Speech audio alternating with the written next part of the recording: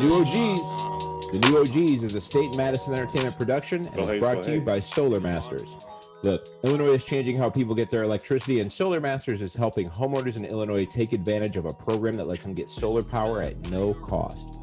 If you're a single-family homeowner in the state of Illinois, you can lower your electric bill, you can raise the value of your home, and you can do something good for the environment without paying a single dollar out of your pocket to do so.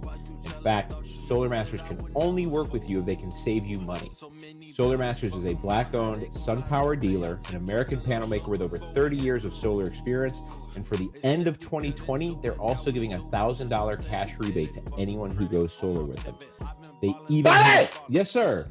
Bobby! Yes, I've missed it. It's been a week and a half. I've missed 2 weeks. Hold on! Yes, Hold sir. on 1 damn second. Yes, sir. You trying to tell me yes. somebody can get a discount on their electricity? Yes, they have a lower electricity bill. They can help do something good for the environment, try to save the world. Yep. And you're going to give them $1,000? And it's going to be $1,000 for them to do so. Man, that's better than the big-legged girl giving you dome, dog. Because they got strong legs. They can stay down there longer. It's a low center of gravity. It's a low center of gravity that does it for them. Here's what's even better. On top of that being so good, they'll even give you $500 if you refer somebody who decides to go solar with Solar Masters. So if you don't own a home, you can refer somebody and you can get $500 when they do go solar. Here's an easy way to do that. Go over to www.gosolarmasters.com. Get in contact for a free consultation or to refer someone you know. You can find that all on the page. We are also brought to you by People of Comedy. That is a network that we are on right now. People. Yeah, baby. Make sure you get over to their page on Facebook or Twitch. See all the great shows that are offered there. They check in daily. They've got a bunch of new stuff all the time. They've got fresh podcasts you can watch and listen to wherever you listen to pods. That is run by my man James Webb, who is on the boards right now. JW. Who is, as we speak now, a producer of, is it 9 or 10 number one comedy albums? I believe Bobby Condon was number 10. Number 10. 10 number one comedy albums produced by James Webb at People of Comedy and Put 'Em Over Productions. That is a big deal. So big shout out to James Webb for that. Thank you, boys. It is also the second album put out by State Madison Entertainment. Hell yeah. Cameron Gillette was our first album put out, and we are extremely happy with how that did. I think he was as high as 2 or 3 at one point. Number 2. He was as high as number 2, and there's still a bunch of life in that. That just came out like a couple months ago, so find Cameron Gillette's album and get to that. But also Bobby Condon released his album on December 1st. Spent 36 hours at number 1 on the comedy iTunes charts, which is a big deal. It was released the same day as a Jerky Boys album, which is Jerky Boy. Just to give you an idea, I mean, Jerky Boys I was introduced to when I was in high school. Yeah. That's some legendary old school now. shit. So if right you want to talk about some people who should definitely be able to move units on a day, and they got beat by Bobby Condon, and so there's some pride all across the board today because one, it's a good day for guys named Bobby. Because Bobby's got the number 1 album. James and Put 'Em Over Productions has their 10th number 1 album, and of course State Madison. This is our first album that we've been a part of that's been able to go to number 1, and our second top 5 album in 3 months, which is pretty cool. It's a pretty neat thing to be a part of. So what's super dope, man? What's super dope? Bobby Condon has a sneaky great album cover album name. His comedy CD, the name of it, Greatest Hits. Yeah. Because here's the thing. If I wasn't a comedian and I just came across that, I'd be like, this motherfucker got a Greatest Hits? I gotta check him out. Shit, I didn't even know about him. Oh fuck. I'm thinking this nigga's a legend that I missed somehow. Right. And it's his first joint. That's dope. That's a great fucking move. I love it. You've been missing him, man. You got to make sure now you out looking for his other shit. You're like, where are the other ones, man? You can't even get them anywhere. Hey, swear to God, Jill Scott got me the same way. Jill Scott's first album is called Who Is Jill Scott? And I was in a Best Buy in Naperville stealing some Wu-Tang or some other shit. And I saw that and I was like, you know what? Who is Jill Scott? And I stole that too. And became a huge fan of Jill Scott after that. So still haven't put any money in her pocket, but Big. Oh no, I don't want to go see her in concert and all that shit. That's what artists like that. Hey, if you got a new artist, they like this their first record, pay to see them motherfuckers. Yeah, that's where they get their money at. Everybody get jerked on their first deal. Especially nowadays, like if you're gonna go out and if you got to pay because there's no money in the deals anymore. You can't. There's not going to be any money in the deal. The money is in performing off of the shit you put out. There it is. It's so easy to get audio stuff. I mean, most of the stuff that's out right now is also available in some way or can be found from the time again that we were like around in high school. That shit started becoming shit you could find if you wanted to, without having to put much effort or money out. And it's only gotten easier. So, hey, by the way, a quick misnomer. I just remembered, and this is my criminal mind. Technically, Jill Scott gets paid when I steal that shit from Best Buy because Best Buy got to cover the costs, not Jill Scott. Yeah, you stole from Best Buy. Losing out. Jill Scott still moving units. They call up Jill and was like, sorry, we shorting you like $9 because somebody stole. Yeah. That's just like consignment of drug dealers. Shut up. You know what's even crazier? Motherfucker, I gave you 200. Pay me for 200. What's even crazier is that she's already paid before them albums are even like if it was the first run of the albums, like that's how artists the whole concept that Jay-Z used to talk about this all the time about shipping platinum, which is basically like enough places bought copies of the album that he was already good for the mill, like they had already committed to the sales. You know what I mean? It was already locked in by then that the order for the albums out of required to making sure they had enough was already enough that like you could lock in he was going platinum off of that. And so like Best Buy's bought the allotment. The coldest platinum, I think this is gonna be the coldest. I don't know how you could beat what Beyonce did when she dropped the album and didn't tell nobody and the shit still went platinum by the morning. She dropped the album at midnight and didn't tell nobody she was dropping the album. It was just like there. And like the word of mouth got out that, oh shit, Beyonce dropped Lemonade. And that shit was like multi-million sales by 9 a.m. Yeah. I mean, also, how hard is it to say Beyonce got a new album out and not have people go running for it? She did establish. She had established. I mean, yeah. That's still some gangster shit. It is like, gangster, right? Like, and there's a lot of people I would get excited about if I heard they like surprised. If Childish Gambino dropped a new album, I'd be very happy about that shit. I love his music, but he's not gonna move like 5 million units if he did that shit by surprise. It became that. I mean, she kind of that became a thing. It's like this idea of trying to drop music in the middle of the night and then have it be like everybody's tried to replicate. Was she the first one to do it? Because she was the first one to do it with like no publicity at all, no nothing. Like right? there was nothing. It was like there wasn't even like she's in the studio. There was nothing. It was just like bam, album. There was no tweet. There was no. She didn't put anything out that was like, hey. She dropped the album and then like some 18-year-old bitch at Howard was like, Beyonce got a new album and tweeted that shit. And it just went around the world. It was a rap like after that. It was a rap after that. I think, I don't remember the night particular. I mean, I remember the night it happened only because I think I was coming in from either open micing or a show or something. And I had just happened to be on Twitter at like 2 a.m. And people were losing their fucking mind. Yeah. Like the entire trend was Lemonade and the titles of all the fucking tracks. That was everything that was trending. Dude, that's right. That was crazy for a minute. People were going wild over that shit when that was happening, man. It was super wild. So what's been going on with you, man? How's your week been? What you got going on? I see you got posted in the back of you. What's happening tonight? That's happening cool. Later tonight. Live stream. Check it out. Go to laughingtap.com to figure out how to live stream the show. I had some big firsts last week. We had the week off. I'm gonna jump all the way back because I did some real OG shit for Thanksgiving because I didn't realize that I was gonna have to be responsible for all of Thanksgiving until like Monday before Thanksgiving. Because everybody had smaller. The family didn't get together, so I was prepared to do like the 2 dishes that I normally do. And that was it. That's all I like literally was preparing for. And then it was my mom and my son. That was it. That's all we did. And we did everything else by video.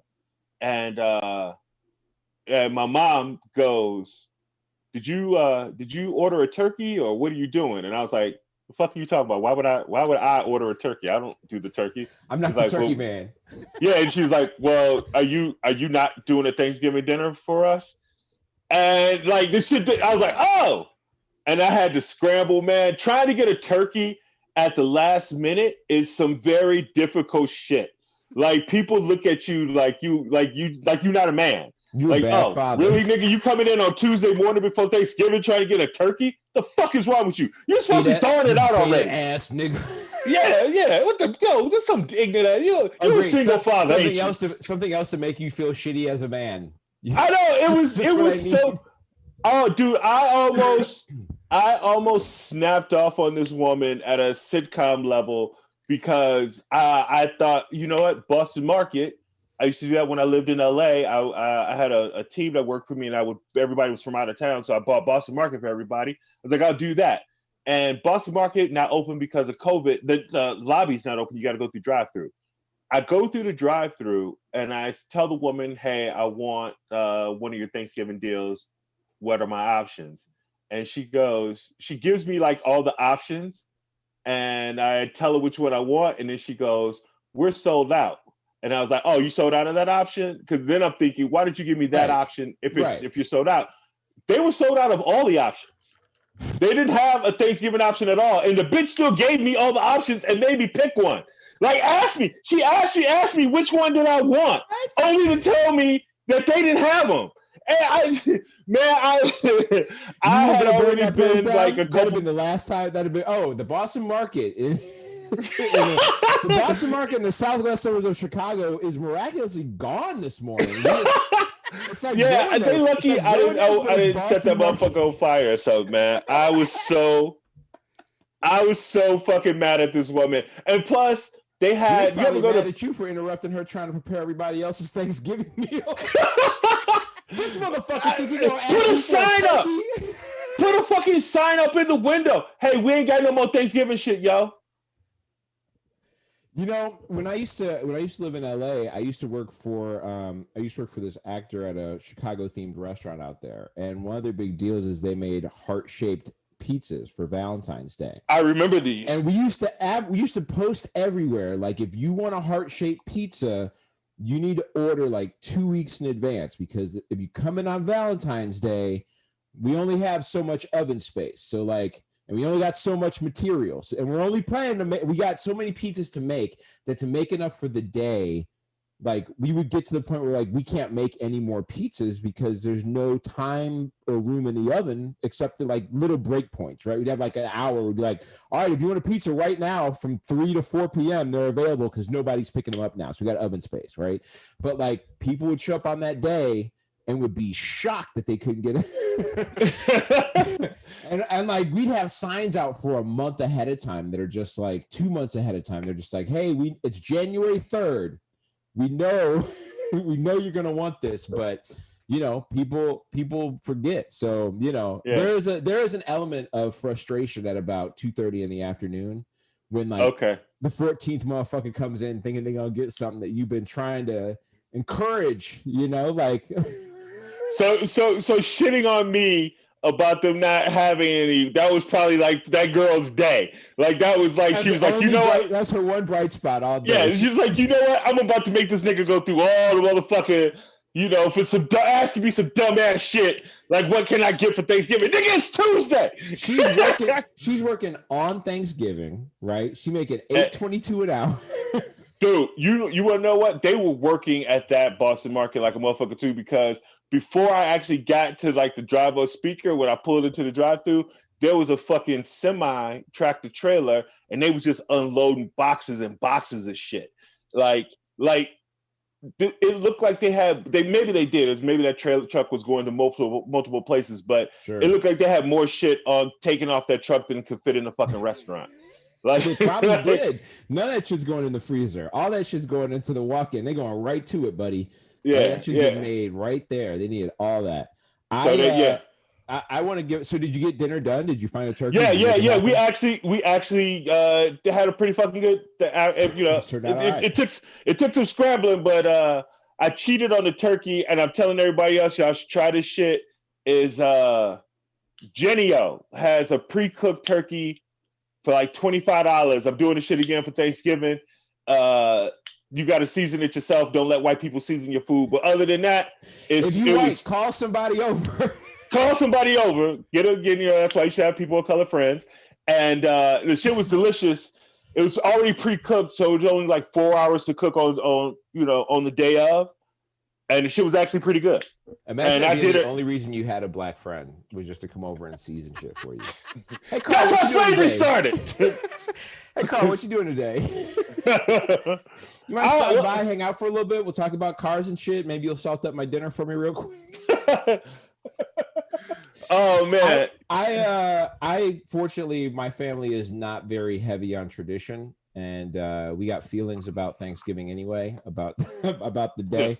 But you know, it is a chance to get like some family time. So like, and obviously we're all being pandemic safe and we're all in different places. So we did a Zoom call in the morning, which was hot because like I'm so glad that my mom is good with tech. You know what I mean? Like I'm so glad that she's good. It is so grateful that like I could get on Zoom. She was ready. You know what I mean? She wasn't fumbling. She wasn't complaining about it. She was like, even at the end, she was like, this is actually pretty cool. This is so easy to do instead of having to like worry about who's getting wherever. This was so simple. And then like, that is nice. I didn't do shit on Thanksgiving, but I do want to give a shout out to Keto TikTok. Keto TikTok deserves special mention because I've got so much keto shit, and then I'll go and I'll like Google keto stuff, but like, man, if you type in keto and like any type of protein, chicken, pork, there is a run of just like recipes that can be handed out in 60 seconds or less that like also are ridiculous. And so I've been making some crazy ass like cracked chicken with bacon and cream cheese on it's good, dude. Just baller ass food that's so easy to make. I just joined TikTok because a friend of the show, shout out Robert Hines. Rob Hines, loves shout outs. Yes, it does. He has the Jones Original Barbecue Sauce, I think is his TikTok. Original Jones Barbecue, right? There it is, Original Jones Barbecue and Foot Massage, if you're unaware. That's the it's Jones Barbecue who Foot isn't aware Massage? At this point? Yeah. And so he blew up on there recently like he does every place. And so I was like, fuck it. I guess if Rob is doing it, I gotta fucking not be an old geezer and get a TikTok. And I ain't doing shit on TikTok. I just been looking at the videos and stuff. So I'll check out that keto shit because you do make some delicious looking food. Hey, real quick, before you jump to the next section, you just reminded me when you said your mom was good at tech that I need to, I'm using his real name too. Uncle Jake kissed my ass. It was a bullshit. The Zoom call we were supposed to have, the family had, it was called a Zoom call. It was sent from a Zoom thing. It was a fucking G. Was it Google Meets? Google Meets. It was a goddamn Google Meets. So for 35 minutes, I hooked up my shit to work on my TV. I'm trying to show off for the family. I got the 60-inch. Hey, we gonna do ours on the TV. They can see us, the camera, and all this shit. And the shit don't work because it's not fucking Zoom. And I'm angry. My son had to hook it up because that's what they fucking told me after 35 minutes of me being frustrated of just getting like the meeting isn't invalid. Yeah. And so now I don't look like a man on Thanksgiving. So fuck you, Uncle Jake. That's it sounds like you had a couple shots to your manhood on Thanksgiving, but still turned out a turkey, which is so it was mixed results for your Thanksgiving. The thing about being a man is you take a couple shots and you still got to come back. And and I made an apple pie. I know you always talk about the keto shit. I'm talking to the fat people. I made an apple pie from scratch, like fucking peel the apples and all that shit. Nice. And it was pretty fucking amazing. Although, quite honestly, it's really not that hard once you peel the apples. Right. I want to say this about TikTok before we moved on. I don't have any video. I think I've got like a couple of dumb, like it's not even me on the videos. It's like some reposts of shit that I saw that I thought was funny. But like I originally started going on there during the whole election season because Claudia Conway was calling out her parents. And now that the shit is over, I had to stop unfollowing her because now I'm just following like some 16-year-old girl. Yeah, I mean, like I turned it on one day and she's like dancing on there, and I'm like, this is not for me. This is not. Yeah, okay, we can't. This is not even casually is this for me. There's no version of the world in which I'm trying to watch any of this. If she can go back to shitting on her mom again, I would. Because before she'd be sitting there and be like, my mom sucks ass. She's lying. Here's some bullshit. She'd be about. She's in here coughing. I'm like, all right, cool. I can watch this. Now she's in like short skirts and shit dance. I'm like, she's just doing her regular 16-year-old shit. Yeah, which I have no problem with, but I am not the audience for it. I am exactly. Yeah, I am that's not trying to be the audience. I don't want anybody to have the impression I'm the audience. I have no desire to be that audience. Hey, 16-year-old boys, get in there. That's your world. There you go. I am not a 16-year-old boy. That is pretty sure the boy, my son, follows her. Yeah.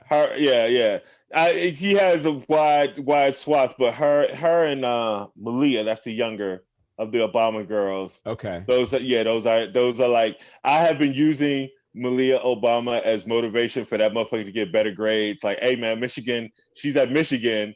She'll be a junior when you're a freshman. I mean, and I actually did. U of M is a baller school to be hooping at too. Like that's not terrible. So and here's the thing, like we not homies and shit, but I know Jawan. So I'm like, look, man, I can get you if you good enough. I'm definitely gonna get you a look. So there's your window. There's your window of opportunity. You're gonna be a star on the basketball team. You got Michigan. You got Michigan history through the fam too, right? You got Michigan history through the fam. Yeah. So like the opportunity is not far, right? Like there is a promised land for the boy. It is a plausible call. It is a plausible reach for him to get there if he puts in the work and has the talent. You know, it's a lot of talented motherfuckers in Chicago. Although if he keeps eating like he is and he grows to 6'10", I don't give a fuck. Like 6'10" is 6'10". You can't coach that shit. Yeah, he'll go to Michigan if he feels like it. yeah. I'll be honest. I will feel sad if I have to now compete with Barack for coolest beige friend of yours. If all of a sudden it's like, I mean, of the beige cats I'd take second to, I'd rather take second to Barack than like Vin. But I'm proud of my boy, and I love him. He hasn't had a shot in hell with Malia. I am just using that as the motivation to give him good grades and keep working real hard.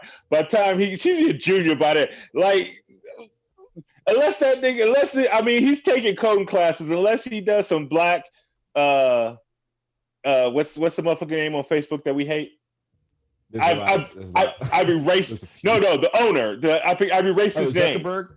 Yeah, that motherfucker. I hate him. I've erased his name from my vocabulary because I refuse to do anything Facebook other than post angry shit about white people. Well, you never know, man. A 6'10" freshman looks like a 6'10" junior, honestly.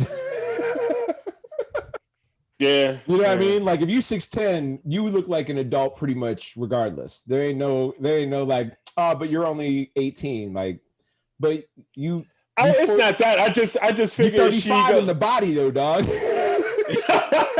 He so is, man. It bugs the shit. I've gained so much respect for my parents in a way, like everybody does in parenting. Like you realize, oh fuck, my parents put up with some shit I didn't understand. But just feeding dude, like I'm not trying to shit on him eating. I have a very simple conversation with my son. Eat whatever the fuck you feel like eating. It's my job to fill the refrigerator. Like I'm never going to complain about, as long as you healthy and you're not fucking up your health and nothing like that, do what you got to do. But it is like, I might have to start a small business just to keep the refrigerator full. like dude goes through healthy shit. Right. Like a bunch of bananas. That's a day. That's 2 days. He's going to eat them. He's a monster. All muscle. You gotta get that boy to college soon so they can feed him. Yeah. Yes. I am so looking forward to a fucking meal plan. I've been trying to teach him how to cook too, because he made the sweet potatoes. Get him on TikTok. They got recipes on there that are easy. I'm telling you, dude. Like you've eaten some of the stuff that I've made, and like you've seen some of the shit that I make. And I post some of it. But like the thing is like I have zero background. I literally, it's like I saw the directions. I tried it once the way they told me to do it, and then I made the subtle changes to make it taste like what I want. But like, I didn't do anything but like be obedient, right? Like, That's the only thing I did. I was just obedient through the instructions, probably even more so, where I probably, they give you measurements. Sometimes you can be a little off. I'm sitting here like scooping the top off of the half cup. So I don't, you know what I mean? Like I'm way more exact the first time through and the shit turns out all right. So like, it doesn't take much to be an all right cook. You just got to pay attention. It's not that big of a deal. Something that's a weird big deal. Did you see this silver monolith thing that keeps popping up all over the place? Have you seen any of this? Wait, I didn't know. Did it have a second location? Did it drop at a second location? There's been like 3 or 4 of them. Oh, yeah, this is fucking me up a little bit, right? Because earlier this year, the government announced aliens basically probably are there. And now this shit is happening. So now that feels like we tried to tell you niggas earlier this year that some shit was coming. And y'all didn't, y'all was all COVID. Like you weren't paying attention. That's on y'all. That's not us. We told you, motherfuckers. There's been at least one that I think has been debunked as being like completely made. Like somebody. There's been at least one copycat one, but there's been a couple at least that have shown up that like, and then have disappeared. But the craziest shit was this last week. There was one in California that was up near like San Luis Obispo, and like some group of young dudes drove out there in the middle of the night and were posting video the whole time going out, yelling shit about Christ is King, and one of them had a Trump headband on, of course. And it was all this shit about like they were yelling a bunch of racist shit along the way, and they basically went out there and just fucking destroyed the monolith in some anti-alien America first. We're even racist towards actual aliens, maybe type deal. I don't really know. They were seen pushing over the monolith and chanting "America first" and "Christ is King." And one of them had to make America Great headband and called the monolith construction gay. And then they replaced it with a wooden cross. Just man, wow. So here's white people. So, because here's the thing, let's say it's aliens. Let's just say, because it seems like that's what they're coming to fight against, right? If it's aliens, you and me are gonna be all right. Yeah, if it's aliens, clearly Christ, not King, because they got better tech than us. They got better tech than us, dog. Like clearly, there's somebody out there working with some better shit than what we got. Or I don't know, the devil got a better market. I don't know what the fuck's going on. But Christ, I can't.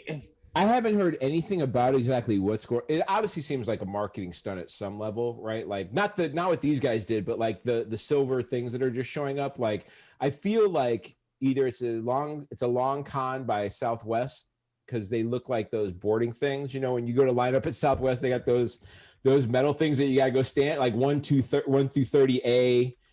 Yeah. And they got the little metal stanchions. Like it looks like those, but I mean, the first one in Utah was in a place, and that one disappeared. That was in a place that I remember somebody saying putting it out there would have required like the labor to do it. Like there would have been tracks and shit like that. And even if you couldn't see, let's say they put it out there a long time ago and we just now discovered it, the tracks got blown over. When they took the motherfucker, you would have seen the tracks.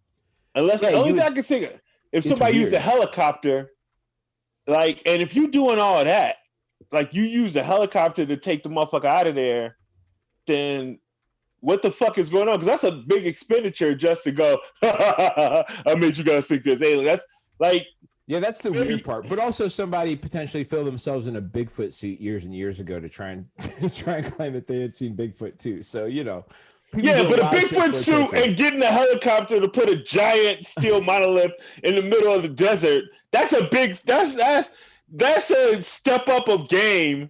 Like, I did the Bigfoot thing years ago and it was okay.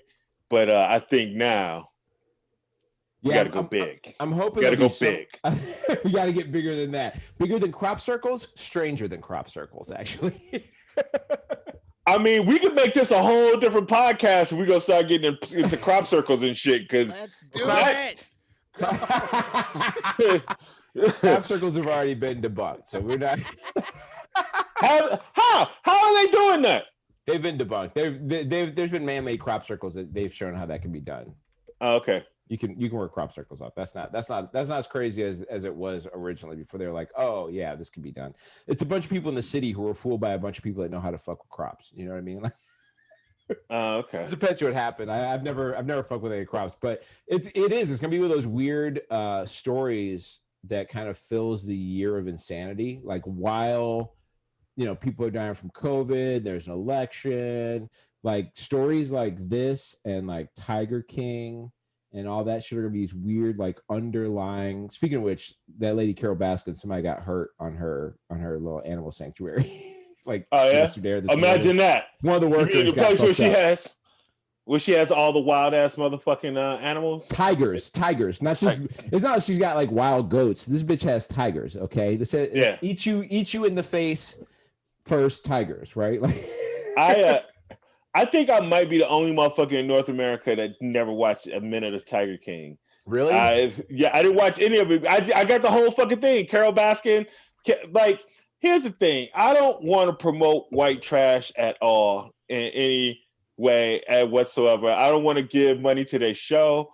I don't want to do anything that's helping these motherfuckers in any way. So I got all the shit from the internet. Yeah, it was so wild, man. And I'll be honest, like at this point, most of the prescient parts of it are out there. I think it's just like watching these human beings who are living a life where you're like, there's an element. I sold meat door to door for a while in Los Angeles, right? And it's because I was working in loan modification and one of the companies got closed. This was like 2008, 2009 when all the loan modification shit happened. And I had to go find a gig to just make some money. And I went and sold meat door to door. And I learned very quickly, because it was like a cash that day business, that it attracted like crackheads. Yeah. And what that did is it gave me an experience of understanding like the things that can put certain people into certain types of jobs, or because like on those tiger sanctuaries, like the people that run them convince the people that are going to work there, like this is where you have to give your everything, and they'll give them a place to stay on the sanctuary and all this other shit to where you're basically just like living there and your full-time life is a sanctuary.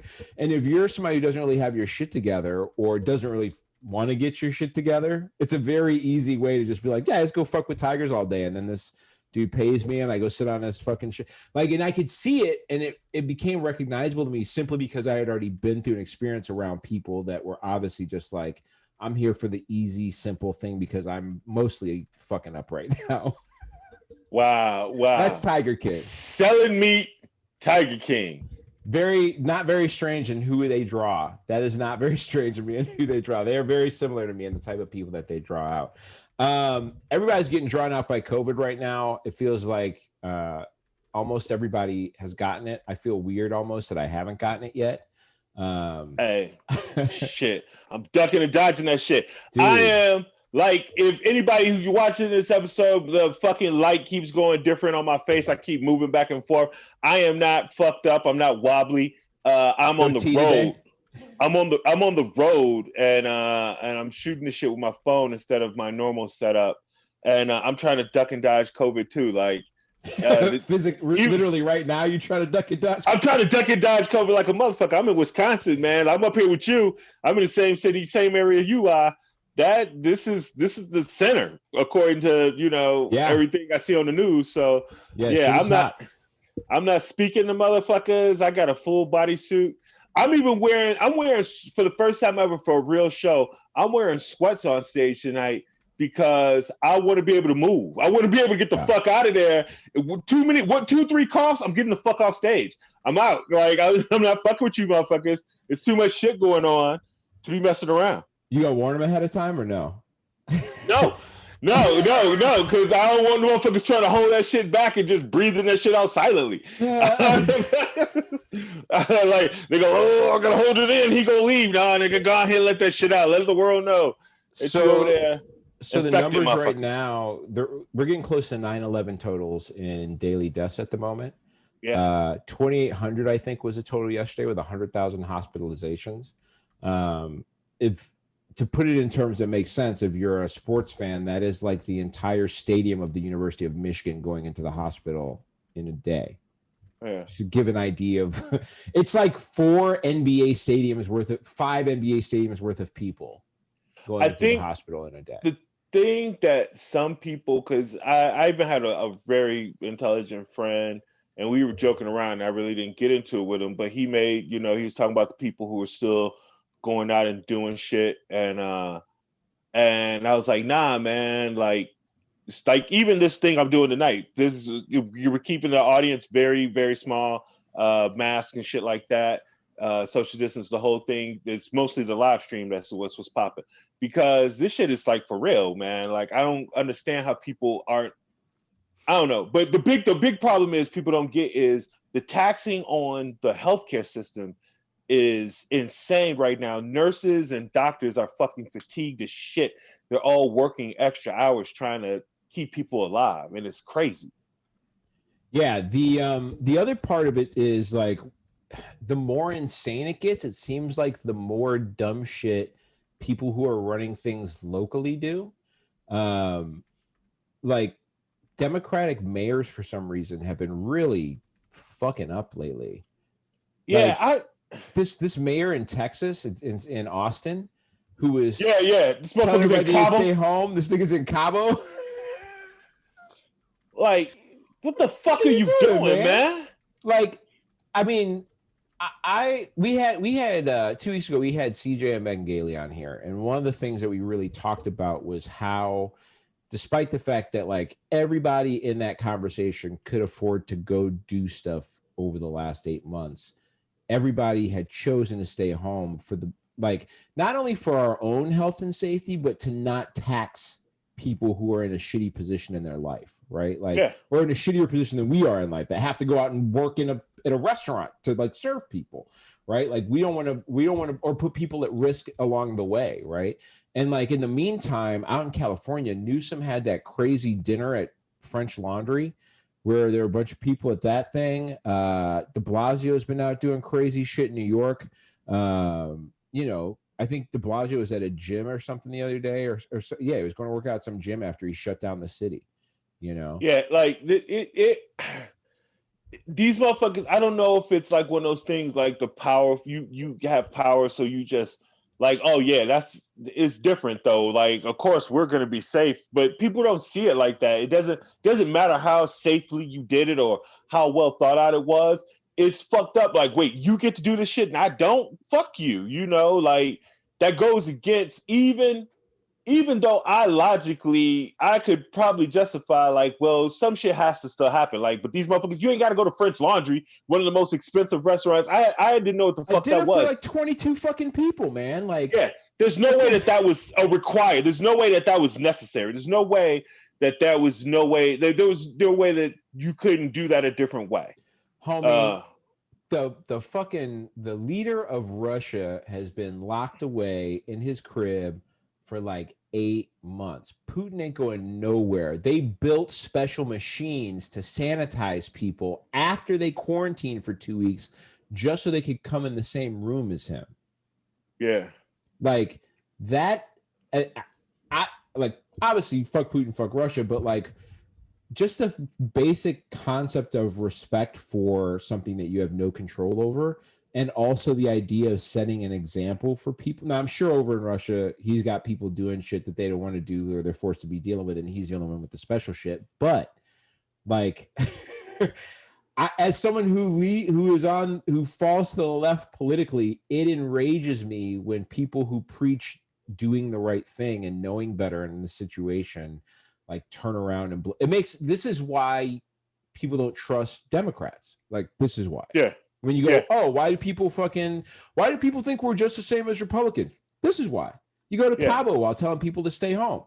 Like, that equates you, that allows people to create an equative value of party or concern for your actual citizenry, which is what people want to see. If Lori Lightfoot was like, I ain't going nowhere either, I'm gonna be in the crib, except for like things that are, if there's some like mayoral thing that is unavoidable, I guess, where the mayor has to be in person for whatever the fuck that could possibly be. But why are you not on Zoom if you can't do it on, like, I don't get it. Send the papers by courier. I'll sign the shit. Send the one witness who sit, like, none of that makes any sense to me. It's unacceptable to me as leaders. It really is. It's embarrassing. It's a stupid self-own that could easily be avoided. I mean, I hate that shit like that equates them to all like the litany of treacherous shit that Republicans have done. I think it's a false equivalent, but I understand when people make that case. It's hard to say because easily if you could look at this, well, if they did this in a time like this, if this motherfucker had to have a fancy fucking dinner with 20 something people in the middle of a pandemic, what the fuck else is he doing? Right. Like clearly, like, obviously there's some other shit that he's breaking the rules on if he had to do this, which yeah, it's just fucking they caught him at the dinner, stupid. right? Like that's where they caught him. Yeah. So yeah. So I mean, and I mean, maybe I'm more of an introvert. I mean, obviously, as a comedian, we're on stage, we like the attention and all that stuff. But maybe I'm more of an introvert than I would believe myself to be. But I don't understand what the fuck the problem is with staying in so much. Now, I know I'm saying this, and like the whole background that I have right now is me performing tonight at a thing. But again, you see the main word up there above my head, live stream. Right. That's what the fuck we're promoting. We're not promoting motherfuckers coming out and being a part of this shit. So right, you're not at a dinner with 22 people at the same table. You're at a comedy venue which seats, I don't know, a couple hundred. That they're going to have 10 to 15 people at max, and maybe they'll have 10 to 15 people, and everybody else is going to be at home, and like.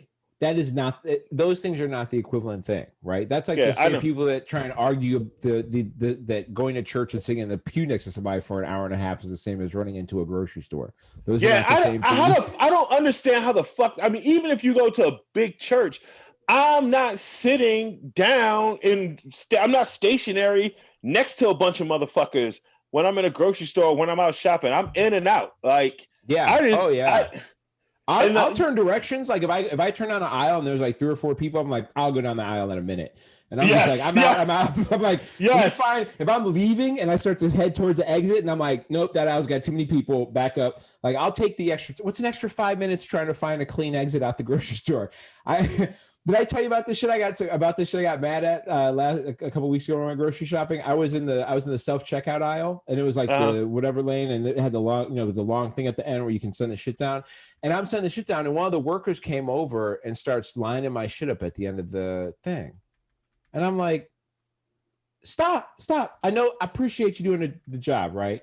But like the whole point I'm doing all this is so that nobody else touches my shit. Yeah. Like what the fuck are you doing? And here's the thing: it's like I would assume that the natural, like if you've been working at a grocery store for a long time, maybe that's just part of a thing that I'll help out. But like nothing clicked about the fact that we're 8 months into a pandemic. Bobby, I just want a quick check with you. At my grocery store, the people who do the bagging are disabled in some way. That was not the concern. Oh, okay. I just want to like make sure like you're not fucking with the kid. Like he's coming over like, oh, let me help you. No. And then you just like, get the fuck away from me, lady. No. I don't want you touching my shit. She definitely, when I was like, hey, she definitely, and I was like, the whole point I'm here was so that nobody touches. She showed no signs of any indication that she was less than capable. She just went in the bathroom. I think it was just reactionary. I think it was just a reactionary thing. I know. I'm fucking with you. Well, that was my thing too, because it's like I was like not trying to scold in any, like it wasn't even an attempt to scold for my part, right? It was like I'm not even trying to scold. I'm just saying like, please, this is how I would like this operation to work. I'll tell you one other thing. I was at a UPS store the other day. I went to go send something through UPS. I walk in the store, right, and there's 2 things you got to sign. So I go in. I'm shipping a package. I had the address on a piece of paper. I show it to them. They get all the address information.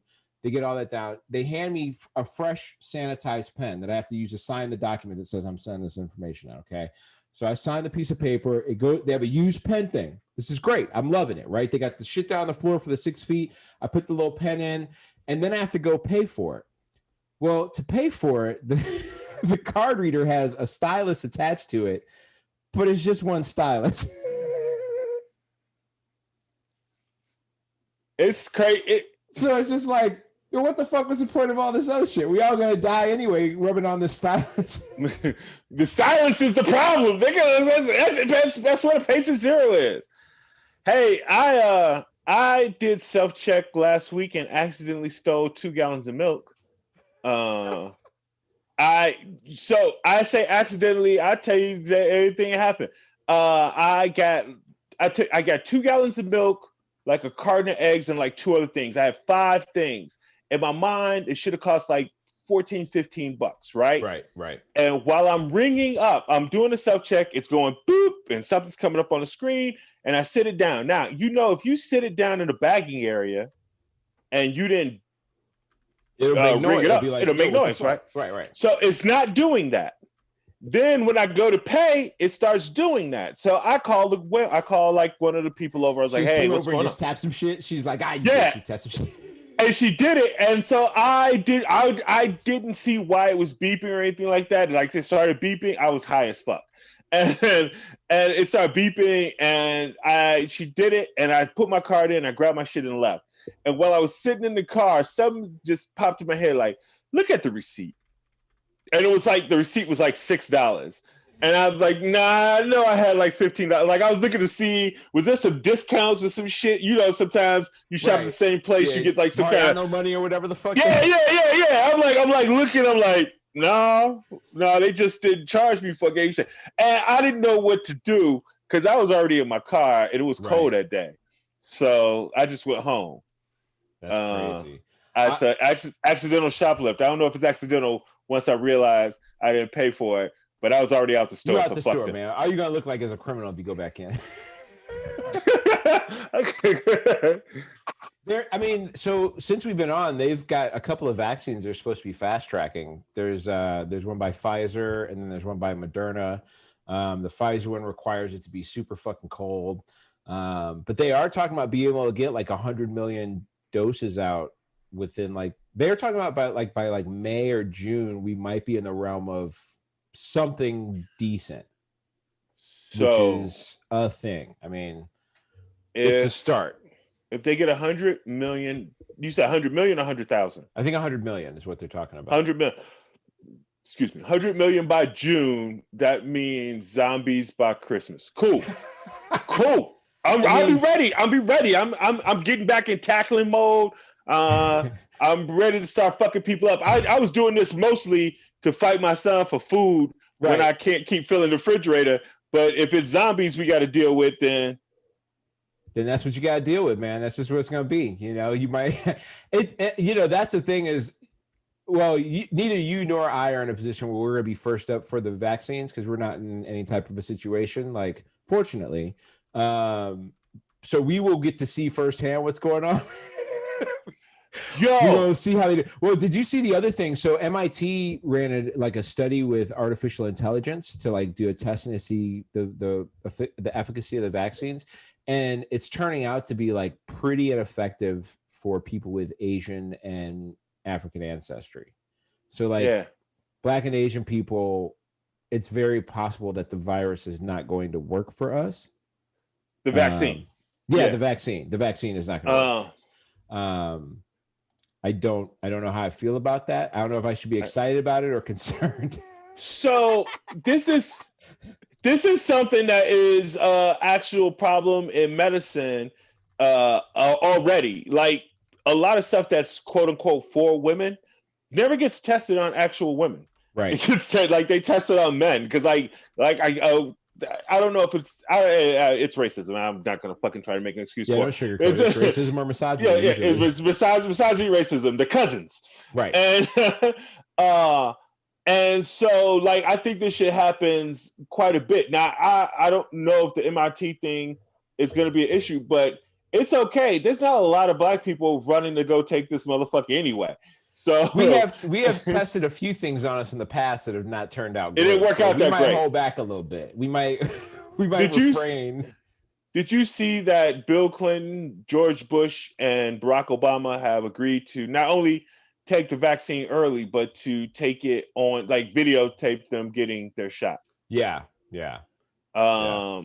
Which I think is a great way to get that out to people.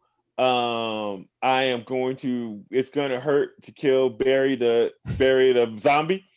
But well, listen, either he's going to be our friend in a couple of years, or we're going to have to kill him sometime in the next year because he's become a zombie. It'll be one of those. Yeah, it's one of the two.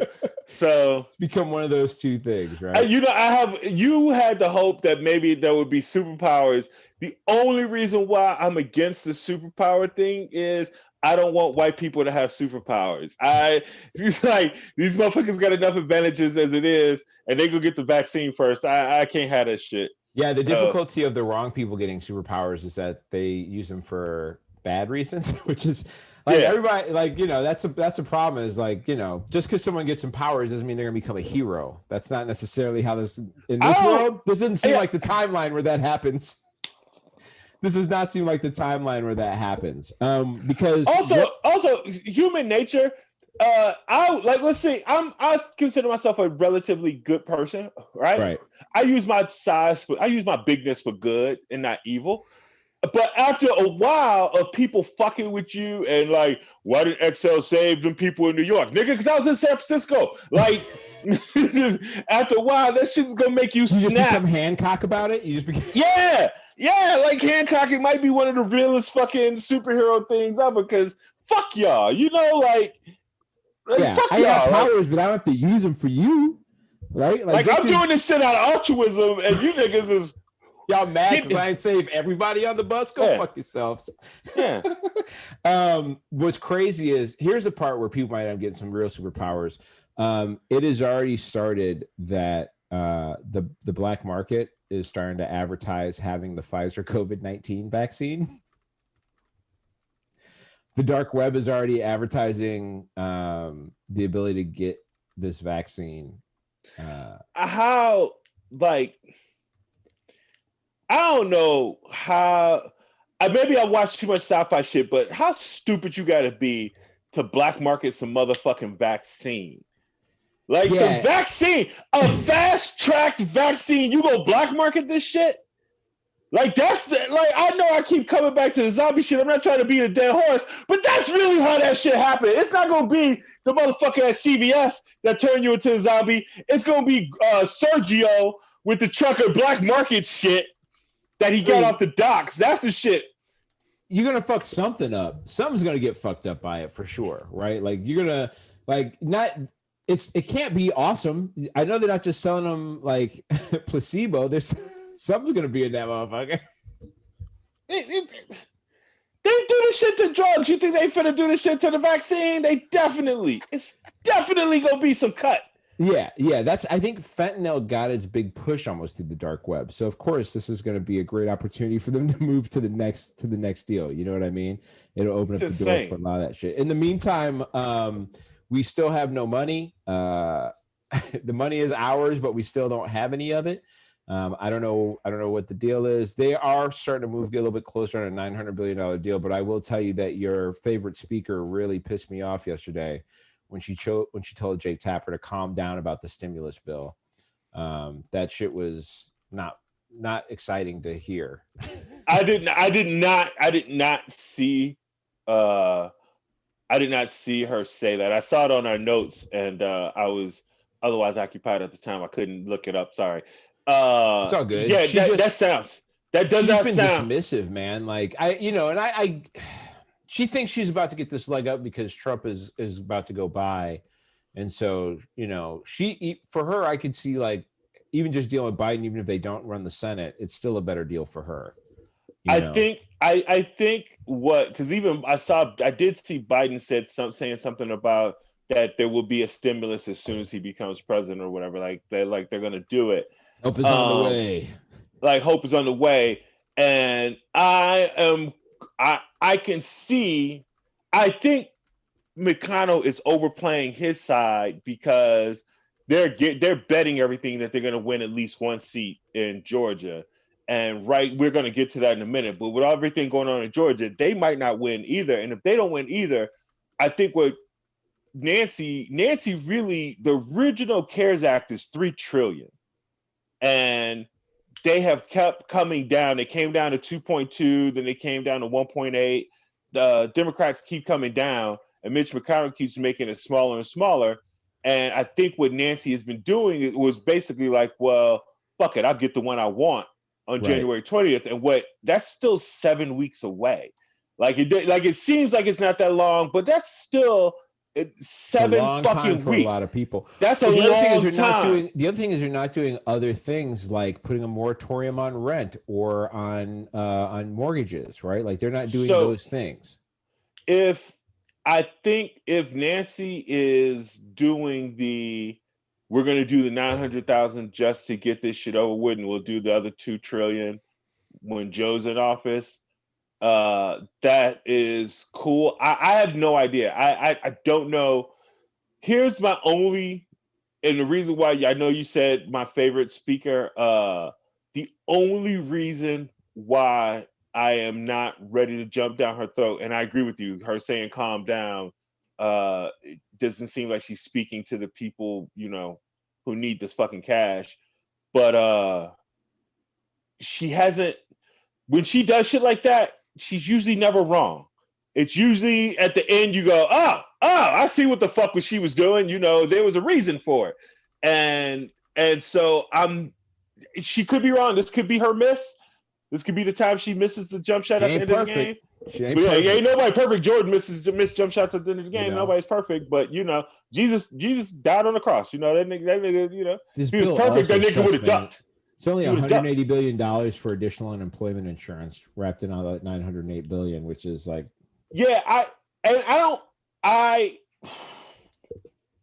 as a person who would directly benefit from them getting a stimulus package done. I mean, if you're an American, most likely. I'm not.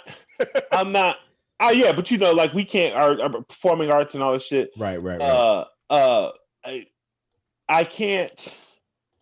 I understand what she's doing. Like they're putting out bullshit packages that won't help the scenario, and so the speaker is like, that's not going to help people enough.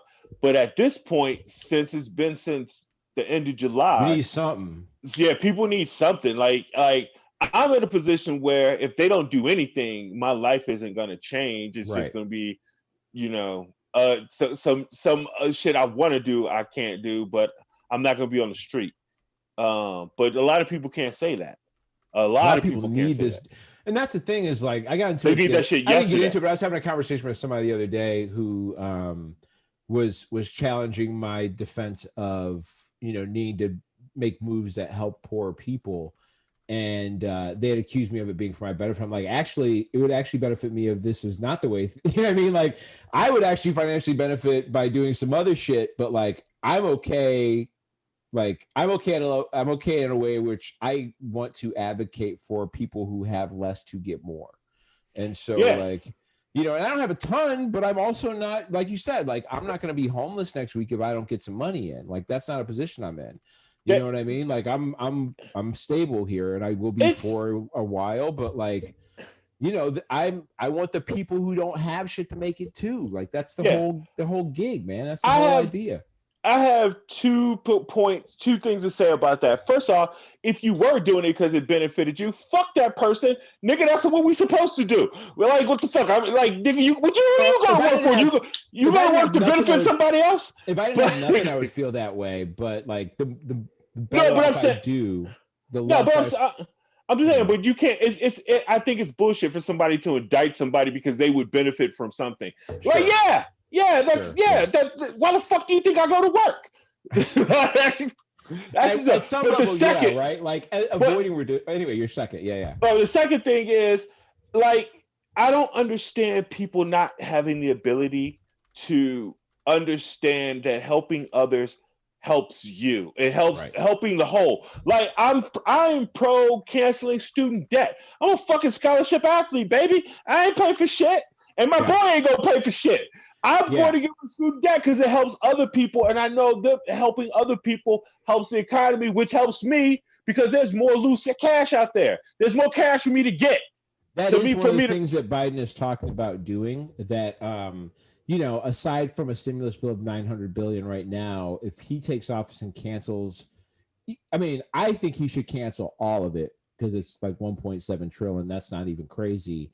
But if he were to even cancel 50 grand off of, you know, just reduce everybody's by 50 or whatever, some type of, I'm okay with that because student debt is one of the most heinous things they need to wipe it all out, to be honest. It's one of the most heinous things in the country. Everything about student debt is fucked up because if you, like,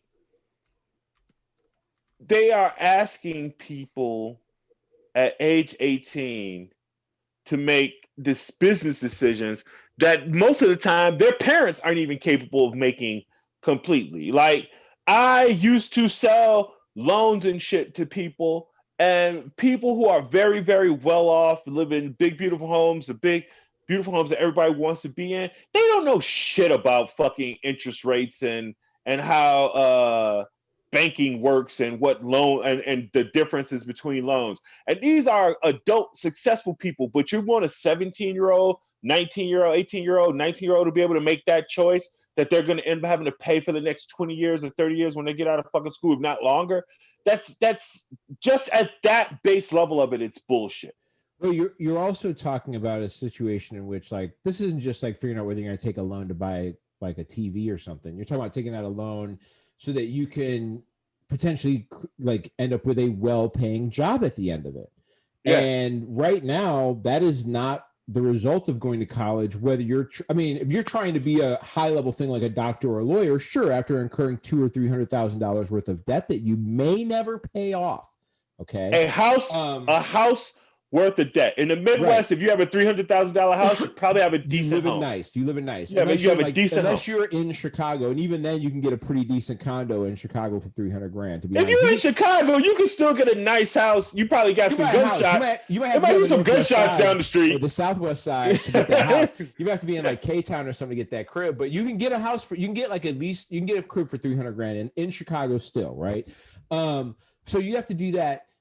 But then, like, even so it's like this thing where, like, you're not just figuring out where you take a loan. You're figuring out, these schools pitch to you that the only way you will get a job, and most of these jobs that are out here require college degrees, or they want you to have one. Or if you're competing against somebody with one, you will often lose because you don't have one. I don't have a college degree. I've been in those interviews for sales jobs after I had over a decade worth of sales experience. At a place I think that James Webb used to work at, actually, where I didn't have a college degree and I couldn't get a sales gig there because I didn't have even though I had 15 years worth of sales experience, couldn't get a gig there. So like this, because I had somebody argue with me the other day, well, it's a choice whether you want to take on those loans or not. It's not a choice. The choice, like if you want to be a doctor, there's one route to go. There's not a choice. There's not an alternative path that doesn't. So what's the choice between paying $300,000 to be a doctor and the other way to be a doctor? Tell me the other way to be a doctor and I'll do that one. But there isn't one. And so you do that. And then what's happened is there was a thing done in I think it was the 80s or the 90s, where there was this concern that doctors were getting their degree and then declaring bankruptcy so they didn't have to so they could write off their college loans. And they changed the laws so that you couldn't write off school loans anymore. So not only are you taking on a massive debt, but you're taking on a massive debt that you can never get rid of. There is no version of bankruptcy or anything you can ever do to get rid of that debt. And then on top of that, the normal default rate on loans is, I think, anything over like 20 or 25% on any financial loan product is bad if you're defaulting at that. Right now, the student loan default rate is looking at close to 75% of people who will just not pay their loans. And on top of that, the U.S. government still makes money when you default on your loan.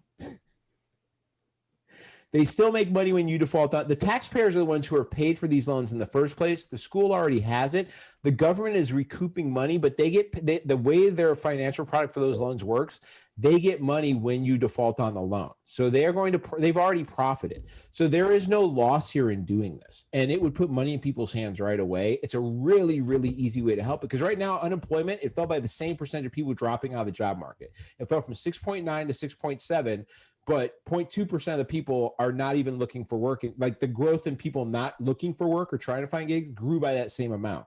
So like the drop in the unemployment rate is just people who have dropped out of the job market altogether. And so it's insane. That's not, I mean, it makes no sense, right? Hey, one more nail in the coffin of the student debt thing. Just one last thing I want to say. I have a son that's 16 years old, and one of the reasons why I had him doing coding classes isn't because I do want him to destroy Mark Zuckerberg, but the real reason is we were in the car talking about like what college gets you and shit like that, and I realized that the opening salary like that kids expect to getting out of college is exactly the same as it was 20 years ago when I got out of college. It's literally exactly the expectation is about the same. And like life isn't like the cost of living isn't exactly the same as it was 20 years ago. So that's insane. Starting salaries coming out of college on average, and then look at the cost of everything that's gone up, and then go look at what Jeff Bezos has made in the last 10 years. Look at what he made in the last 10 months. Yeah, no shit. Yeah, look at what they made in the last 10 months. Fuck 10 years. This year alone. I saw a post the other day that said, I don't know why Jeff Bezos won't be Santa Claus. He has all of our information. He knows all the things that we like. We've been buying, like, he's got all the money. There's no reason he couldn't just put on the suit and go drop a bunch of shit off for everybody. It would not impact him really financially at all to do so. You know what I mean? Like, he could easily be Santa Claus and get away with it, and it wouldn't matter at all. He could totally do that with no problem. I think also part of this problem though is on us. Like, in India the other day, there was a 250 million person general strike. India's got 1.4 billion people. 250 million people went on strike together as a general strike. Just to give you some idea, in the U.S., that's about 65 million people. Yeah, it's about all going on strike at the same time. Wow. And, we lose our shit. So when all the white people who voted for Trump. Yeah. If all the white people who voted for Trump. Or all the people that voted for Hillary in the last election. If all those people went on strike, that's how many. I mean, you get a few thousand people at a rally right now and people lose their shit, right? We're talking 65 million across the whole nation of India. And it's because their right-wing government was cutting labor protections and labor pricing. And so, like, that is what we're missing here, because we accept silly shit, right? Like today, I got excited because the House decided they voted to pass decriminalization of weed, and I was like, yippee! But at the same time, we ain't got no money. You know what I mean? Yeah.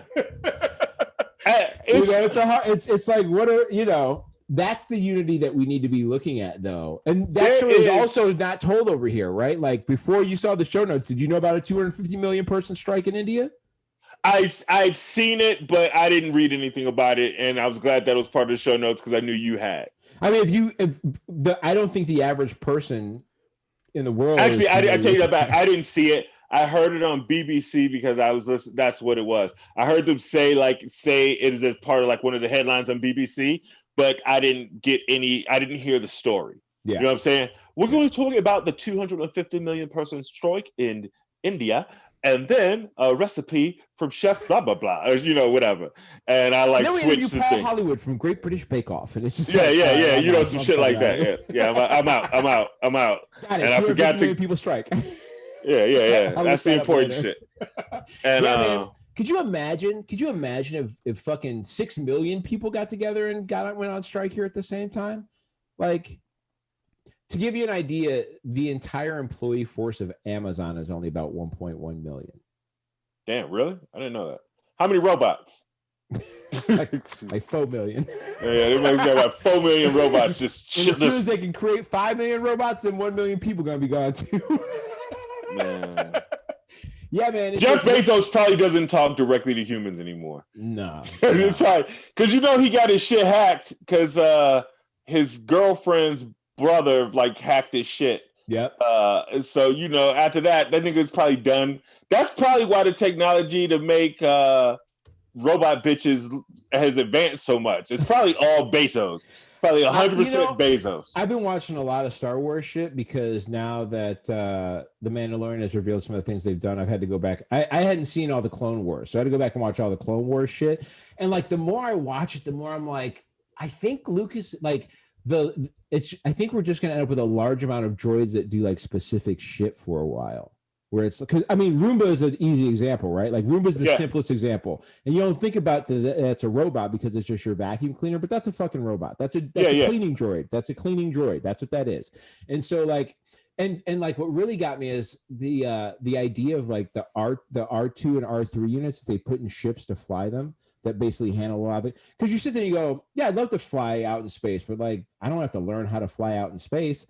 Listen, man, we can put this droid bot in here. It'll do all the work. You plug in the coordinates, it handles all the shit. Like the idea of using droids to pick up the slack for where our shortcomings are, like those things, I think that's a lot more viable as a future. We can get to if the zombies don't come from this vaccine. According to Elon Musk, that's what we're doing now with our phones and shit anyway. Like his Neuralink shit freaks me out. Well, not even just the Neuralink shit. Like we talk about this all the time. Anybody who is 35 or older is old enough to remember before cell phones. You actually remembered all of your friends and family's phone number, and now you don't. You can't. Like I have no idea what the fuck your phone number is, Bobby. I don't know. Gun to my head. Somebody beating the shit out of me. Remember Bobby's phone number? We're gonna kill you. I don't even know what the fuck your phone number starts with. I think it's 312, but if it wasn't, I wouldn't know. You know what I feel has replaced that though is passwords. Yes, I do know my passwords. Like what I used to use to store phone numbers now is how I store my passwords. I do know my passwords. That was batting averages at one point. That used to be batting averages, and then I replaced it with phone numbers when I got old enough, and now I'm replacing that with passwords. It's little stuff. Like I used to remember birthdays. I used to know everybody's birthdays, and there's a couple that I still remember because there's usually like a holiday or something important next to it. Like yours is close to Memorial Day. Yep. That's the only reason I remember your birthday. Yours is very easy to remember because it's Halloween. I mean, that's yeah. Look at that. Men remembering each other's birthday, y'all. Hey, shit is real. I love you. It's real. Hey, I love you too, brother. Hey, I love you, man. Look at this shit. James, you too, goddammit. He ain't even there. He gonna break. But yeah, like all that shit is in our phones now. Directions. I remember when my son. This is in just the 16 years of my son's life. I remember when he was little, when he was 7, he would always be distracted reading something or playing with some computer shit or something when we're driving, and I used to tell him, "Hey, pay attention. You don't know how to get from here to here," and stuff like that. And I remember he didn't say it, but he kind of looked at me like he didn't understand what the fuck I was talking about because I was telling him like, you're older, you're a man, you got to know how to fucking get around and stuff like that. Like you don't be one of those dudes who don't know how to fucking get around your own city and shit like that. And he was like holding his phone like, the fuck are you talking about, old man? like this tells me the whole world. Why the fuck would I need to know directions? And it didn't dawn on me. I was talking about an era that doesn't exist anymore. Like when I was a kid, I had to know what buses to take, what streets, how to count blocks and shit in the city of Chicago. Transit baby. Transit app. It'll tell you everything. Yeah. You don't need none of that shit no more. When the bus is coming, all that shit is great. Exactly. You know what I mean? Yeah. You don't need to have any of that functionality as a person anymore. All this shit is in your hand. Yeah. You know who needs some functionality is the soon-to-be former president. What a train wreck at the end here. He's really falling apart at the end. Hey, this motherfucker has straight up just basically said, can we not count the black people's votes? Like, can we just not count the black people? This, like, if you look at his lawsuit in this state of Wisconsin, he literally picked all the counties. Wisconsin actually has a pretty decent black population, but they're all centrally located. Madison. Racine, that belt, and those are the same. Like these two counties has most of all the black people, right? This motherfucker was just like, yeah, just throw those counties out, and the rest I'm good with. Yeah. But if we get rid of those counties, like the fuck, are you serious? Try to do the same thing in Detroit. Try to do the same thing in Philadelphia. Yeah. Try to do the same. Wayne County in Detroit. Yeah, I think his total record was something like 1 in 39 on cases. Yeah, it was horrible. 40 or something like that. And it was 2. It was like 2 and 41 or something like that. But the 2 that they won were bullshit. Like they're like process cases, not actual like overturned. Nothing overturned votes. One of them was he said the people weren't close enough, and like they let him move like a foot closer. Like that was the whole win. He spent $3 million in Wisconsin, and he lost almost 300 votes or something. So on the recount, he lost 87 votes. I can't remember which one it was, Georgia or Michigan. He like lost 87 more votes. Like this motherfucker is, and if it wasn't, I wish it was another country. Like if I lived in Britain or Canada, this shit would be hilarious. But this is my crib. This shit's happening at my house. Giuliani has been the funniest part of that whole deal, man. No, that blonde bitch. I can't remember her name. That's Giuliani's witness. She was a witness to the poll shit out there. That's who she was. Man. She reminded me of every woman who's ever messaged me to be like, I was into it until I saw the non-monogamy part. She reminds me of all the that's the chick who's at the end of every bar in every suburb in Joliet. What I don't understand is, like, I swear, I think this bitch is gonna come out like January 2021. She's a comedian, and this shit was like a whole, just like she bore out at them niggas again. It has to be. It's a great way to start that. It's a great way to start that career. You know, my God, good job. Yeah, like dude has raised $200 million since the election in November. Trump. That's hey man, you know what? Fuck it. I don't give a shit. This nigga got 75, 76 million motherfuckers to vote for him. Like, let the motherfuckers keep giving him money, man. I was going to I blocked a bunch of people who were Trump supporters and shit because I just didn't want to hear their shit. I don't need to fuck with you. Clearly, you don't give a shit about me. And I was going to unblock them on election day because I knew Biden was going to win. And I wanted to unblock them just to like watch some niggas suffer and roll. And I didn't. And it's the best thing that I ever did because I just like my life without these motherfuckers is better. It's just so much better of not having to deal with these bastards. Dude, there's been a lot more chill going on. The every day we get a little bit, more into being concerned about new shit and less talking about this dude. It's to the point. It's to the point that, like, we talked on this show, we were talking about shit that Democrats are doing fucking up. We wouldn't have talked about Democrats fucking up a few months ago because we have so much Trump shit fucking up and other shit fucking up that I wouldn't have cared about that other shit. I would have been like, I don't give a fuck if they was fucking up. I've got so much more Democrat shit I want to talk about fucking up I'm excited to get into, right? Like, I'm excited to get back into this thing of like, oh no, here's how we have to get better at this shit. Yeah, because he's so irrelevant now. And I feel good because I was saying this shit before, and I was trying to do the positive thinking. Like if I say it enough, maybe it'll be true. I didn't know if it was going to be a civil war or not, but I gambled a lot on him being a coward and not actually brave enough to say do some shit. You know what I'm saying? He was going to need somebody else to like start that shit. And maybe he would still down there in Georgia trying to talk about cutting off people's heads and shit. It's still yeah. And the coup attempt is not over. There's still people down in that dude Lynn Wood down in Georgia is out of his fucking mind. And hey man, that shit is great though. I love it. Yeah. Well, that's what's gonna happen, right? Like, I've been harping on the idea of like my allegiance to the Democratic Party is on super thin ice right now, and how like I'm ready to go and support some parties for it. And while that's happening, like this whole thing in Georgia, people fighting over whether you should go vote or not on the right is literally separating that party into like the Republicans of Trump and then like Republicans. That seems to be what's going on. Yeah, and there's that dude has got a following. Like he's got Trump style rallies happening, and these motherfuckers are like not gonna vote, and they're shitting on the Republican candidates, saying that they don't deserve to get their vote, and that can't. I Not only is it that group of people not going, but I can see that depressing the Republican turnout because the Democrats are excited. Like the Democrats are like, oh shit, we could turn Georgia blue. Let's make this shit happen. Like I don't hear any negative on Warnock or Ossoff. Is that I'm saying that? Yeah, Ossoff.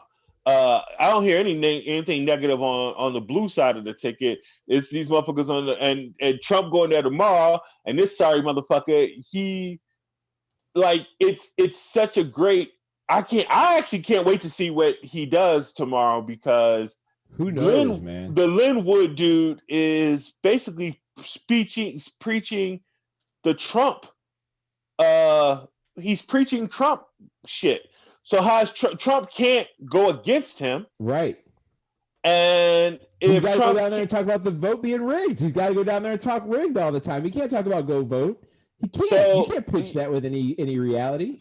So I want to see like this motherfucker is I will say this as far as grifter goes, he's a coward and a piece of shit, but he's a brilliant grifter. Amazing grifter. And I gotta see how this motherfucker does it. It's showtime. Let's see it, WPT Barnum. Let's see what you do, man. We got about 10 minutes left before we get out of here. I'm so glad that Trump has taken up so little of the actual time of the show today. After so long of having to talk about so much, I'm so glad he's so low on the totem pole of what we're talking about. On some entertainment shit before we're done. You saw Dave Chappelle's Unforgiven. I'm assuming. Yeah, man, it was fucking beautiful. It was beautiful. There's two sides of it. You know what I mean? Like as an artist. His reality and truth about Chappelle's show, I think, is important because I remember when he left that and how the number of rumors, man. There was a conspiracy at one point that, Cosby was calling him up and shitting on him for saying, for the shit he was putting on the show. And I'll be honest, brother. Like, and I'm sure you probably heard some of this. There are conspiracies about motherfuckers showing up at his crib trying to talk to him about how to be and shit like that. Like about like Black Lead, like Oprah and shit, like showing up at Chappelle's crib. Like that was a conspiracy that was going around when he left that show. And for him to be as honest about why he left it, and like his feelings on networks and that truth about dealing with the business in that range, I thought was very honest.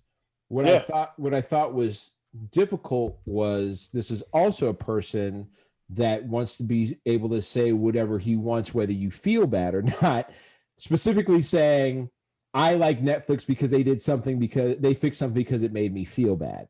Right. Like he's had a couple of specials and like, I love Dave Chappelle. I think he's one of the most brilliant comics out there, but like he caught some flack for the trans material he had out, and he pushed back on it in a way that would be the equivalent of Netflix telling him to fuck off. You know what I mean? Like it is hypocritical. Like, and here's the thing: he's just a guy, right? So like he can be hypocritical. That's the thing that happens, and it doesn't necessarily change. But I think it is wise to acknowledge that that is hypocrisy. To like ask Netflix to not play it because you feel bad and they respect that. And then trans people go, don't make jokes about trans people. He goes, I don't care if you feel bad. I say what the fuck I want. Right. Like it cuts a little both ways. Yeah. The only tough call on that, only difference I say in this is I don't think Dave would give a fuck about Netflix playing the Chappelle show if they cut him a check. And there's no check cutting, and I don't know if you could do the same thing with trans emotions. Cut the trans people a check? Yeah, if you cut trans people a check, I don't think that's gonna change shit. Maybe it would. I don't know. I can't speak for trans people. I don't want to speak for trans people. Maybe they would take a check. I don't know what their agenda is. Maybe they're all in it for the check, and I didn't know. Like, shut the fuck up, Excel. We're here for the check. Yeah, who knows? But like overall, and so like that was the only thing the only downside I saw to it was, or not even downside, but the only thing that like was not just all out praise for it, was just a recognition of like the duality of that situation, right? Like, and however you decide to judge it as how you judge it. But I did see that. But outside of that, like his ability to be raw and still funny and get a point across, and like that combination right now is I fucking hate making Carlin compare, but it is a little Carlin-esque in his ability. Oh, like, he is. There is never Bruce like, but like always funny instead of like. So just... I don't know another comic even prior didn't get to. I don't think intentionally got to a space where Chappelle is now close to Carlin, and I think he is better than Carlin at Carlin.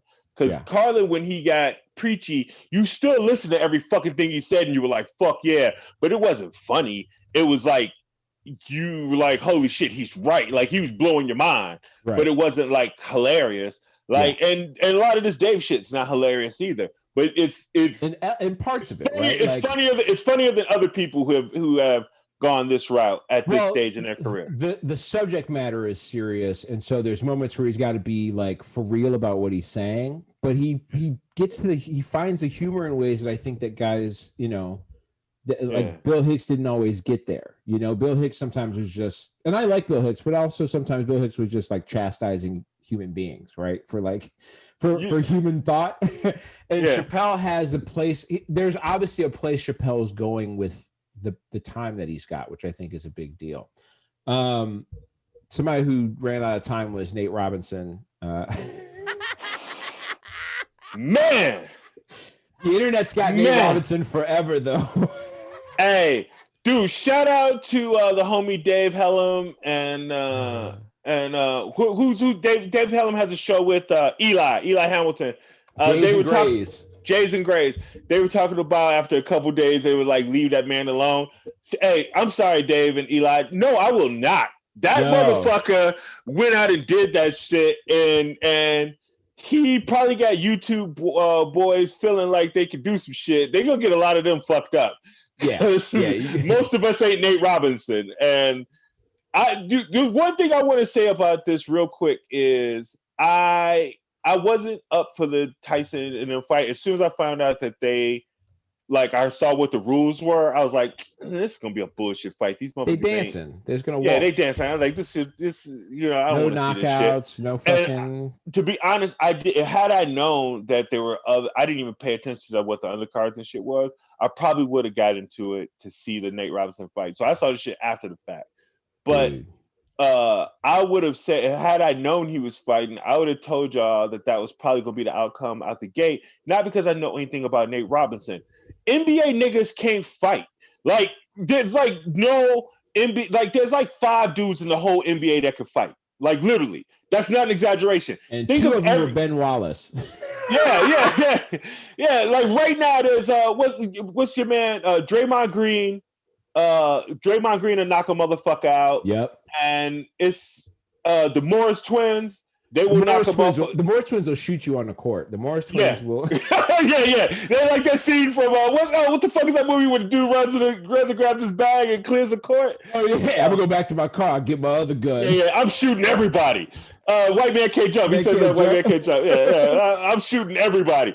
Like the Morris twins will fuck you up, and it's like maybe a few other cats, 2 or 3 other cats tops. And I'm saying this as a ball player. I was a football player first, and I fought a shit ton before I got good at basketball. So you could be a fighter. Yeah, exactly. But like motherfuckers that make it to the league, man, they don't know how to fight because they ain't never had to fight. You 6'8" when you 13. Who the fuck are you fighting? Who the fuck is challenging you to any real fights? You never really get a chance to actually throw hands with anybody because you're the biggest motherfucker around. Nobody fucks with you. And if you show up to fight, you fucking somebody up quick. It's not a challenge. But they don't. And so the reason why when you see NBA fights, why they can't fight is because that's the first time they fought a motherfucker with the same reach as them. Like they fucking up people quick because you 6'8" and I could be a half a foot away from you and knock you the fuck out. You can't touch me. Right. Well, with another 7 foot nigga swinging at you, like, oh shit, he can hit me too. That's why they always look like they doing the limbo where they trying to fight. They always fight like this. Look like some giraffes and shit. They don't know what the fuck they doing. So even though Nate Robinson is a smaller NBA player, he's only 5'9", I think. Yeah. Yeah, he ain't fought nobody. He ain't fought nobody.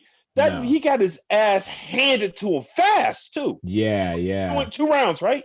Yeah, it was second round. That was it. Yeah, man. Who is it? Joey Villagomez has a great one. He has the island dudes that carry your casket. the Nigerian casket carriers just carrying. Yeah. That dude. 2 more things or 3 more things I want to touch on before we get out of here. Ellen Page, she was in Juno. She's in Umbrella Academy, which is really good.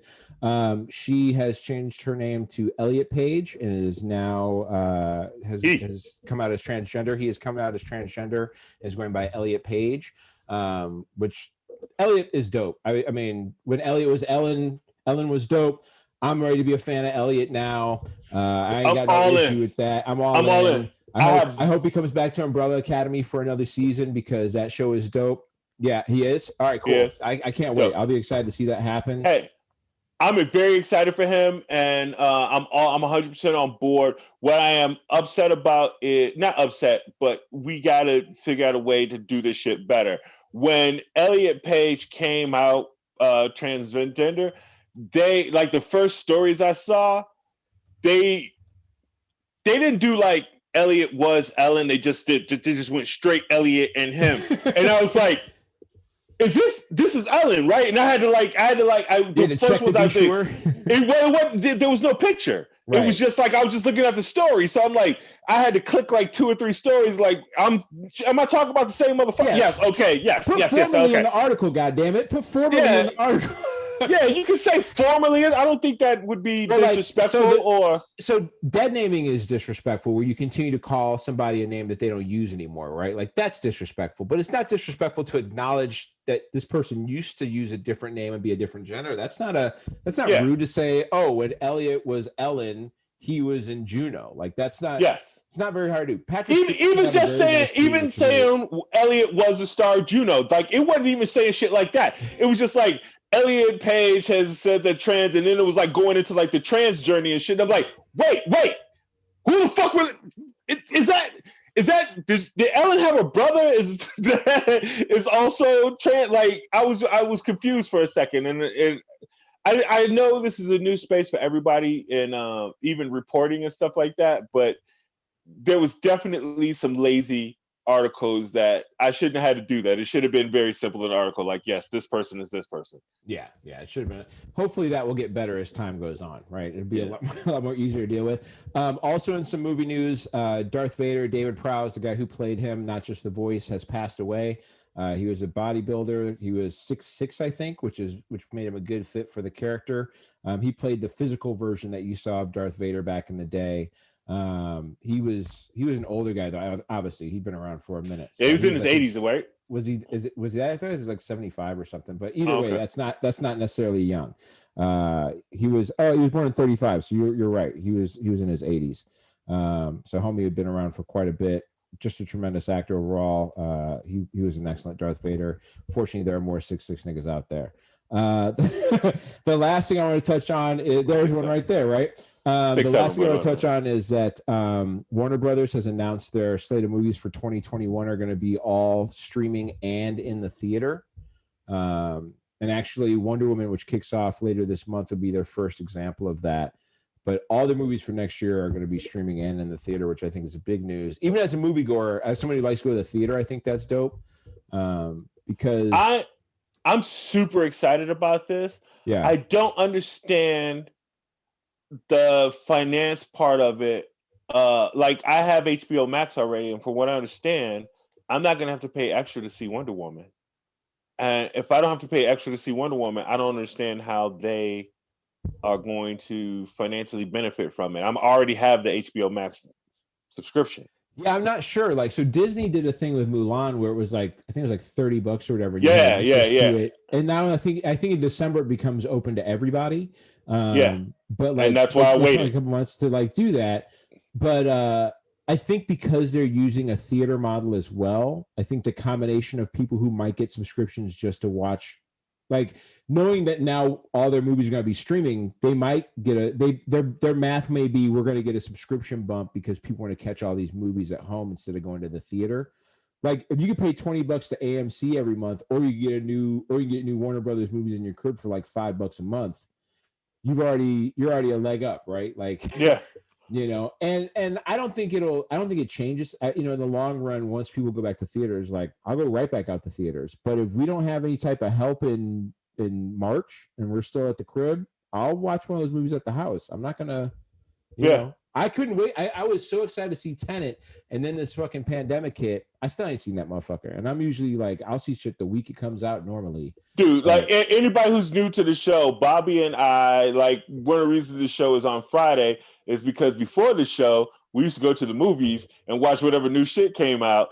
And then after the show, we'd come to James's place to the studio and talk about that shit and other shit. And we're both of us very big avid moviegoers, and I missed the fuck out of it. I drove past. I not even kidding. I was on my way to the store, and just where my subdivision is, I literally cut through the parking lot of a movie theater to get to the grocery store over where I live.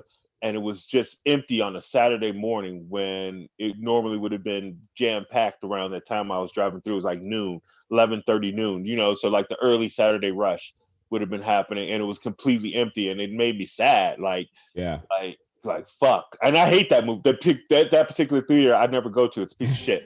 But I was still like, damn. Like I don't want to lose it, I just want I want them to get better. I don't want them to be, So as the screen says, you're at Laughing Tap tonight. Get over to laughingtap.com and catch that. Where can they find you on social media if they're not XL Comedy? At XL Comedy on IG, Twitter, and Facebook if you have to see me on Facebook. Nice. Also, I'm on Tumblr at a thing called Tumblr. XL Comedy. Sorry, I had chocolate mushrooms and it took a little longer to kick in. They're just now kicking in. So you can find me at Mocha_Jesus on Twitter and Instagram. You can find the show at New OGs Pod on Twitter and Instagram. Go to People of Comedy Network and People of Comedy on Instagram and Twitter. Find all their great shows there. Get Bobby Condon's album. Get Cameron Gillette's album. Get them back up to number one. Get to go Solar Masters, refer somebody you know. Thank you guys so much for sticking with us. We did a longer today because we were gone for last week, but we're happy to be back. We'll be back next Friday also. Thank you guys so much. We're out of here. That's what's up. That's what's up. Go ahead. Just to say we did it, fuck a critic on my pivot. I've been ballin'. Engine louder than T-Pain. When I started. Fuck your bitch, now she get attachment. She get calling.